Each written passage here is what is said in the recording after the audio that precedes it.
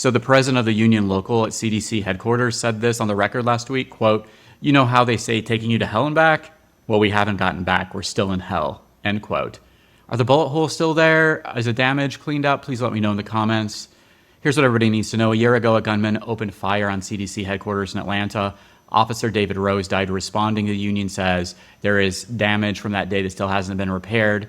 And now employees are telling reporters that when leadership shows up, it doesn't land as support. One staffer, unnamed because she's afraid of retaliation, said the theme from top leadership is that nobody trusts public health because CDC didn't listen. First of all, that's not true. And what that employee said is that they were, quote, victim blaming. Sounds like it. HHS, of course, says that's false. The secretary, quote, unequivocally condemns the attack and is fully committed to the safety and well-being of every CDC employee. That's their statement. Weigh it yourself.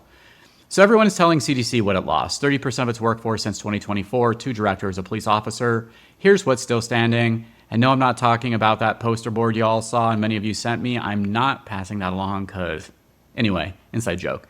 Here's what's still standing. 1, workers' comp covers psychological injury. FECA 5 U.S. Code 8102 pays for injury sustained in the performance of duty and, quote, injury was never limited to broken bones. 3 years to file under Section 8122. Please note our firm does not handle these OWCP matters, so please do not contact us about that. 2, your agency cannot punish you for saying the building isn't safe. 29 C.F.R. 1960-46, the rule that governs federal agency safety programs requires that no employee face, quote, restraint, interference, coercion, discrimination, or reprisal for filing a report of an unsafe or unhealthful working condition, end quote. The staffer who wouldn't give her name, that rule exists for her, but I understand many people are there probably like her.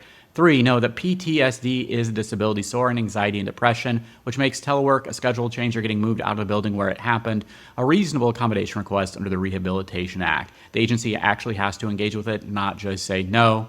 Now, none of this is automatic. Every one of them takes a request in writing. Everyone has a clock.